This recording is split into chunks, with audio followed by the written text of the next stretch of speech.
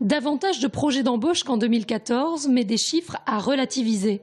S'ils sont révélateurs d'un certain optimisme de la part des entreprises, il faut noter que 8 sur les 15 métiers les plus recherchés sont saisonniers.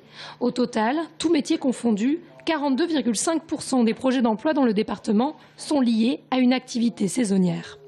Les métiers d'ingénieur, cadre et responsable informatique font partie des 15 professions les plus recherchées et ont l'avantage de n'être absolument pas saisonniers. Chez Humanis, par exemple, 50 personnes pourraient être embauchées sur Tours en 2015 et jusqu'à 70 en 2016, des postes à temps plein en CDI pour des profils d'ingénieurs. On a de plus en plus de projets qui sont gagnés sur le centre de service.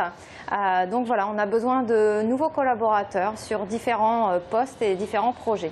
Nous recherchons des consultants sur l'informatique décisionnelle, sur les aspects également du digital et sur les aspects du CRM, gestion de la relation client, avec des grands comptes, différents clients comme Mercedes, Louis Vuitton, EDF. Nous recherchons principalement des ingénieurs études et développement, donc des personnes diplômées d'un bac+5 généralement, qui ont travaillé ou qui sont jeunes diplômés sur les technologies du web ou de l'informatique décisionnelle.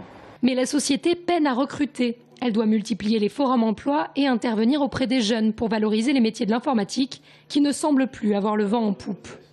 Autre société, même difficulté à recruter. Chez Prologic, les contraintes horaires notamment en rebutent plus d'un.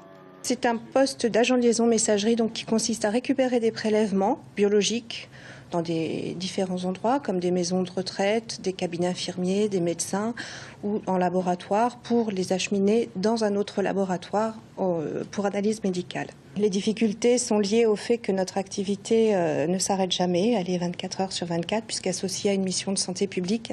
Donc tout le monde n'est pas prêt non plus à être sollicité les dimanches, les jours fériés, les samedis, travailler également de nuit. Plus de 37% des projets de recrutement en Indre-et-Loire sont jugés difficiles. C'est un peu moins que dans le reste de la région. C'est dans la construction que cela semble le plus compliqué et dans le commerce que ça l'est le moins.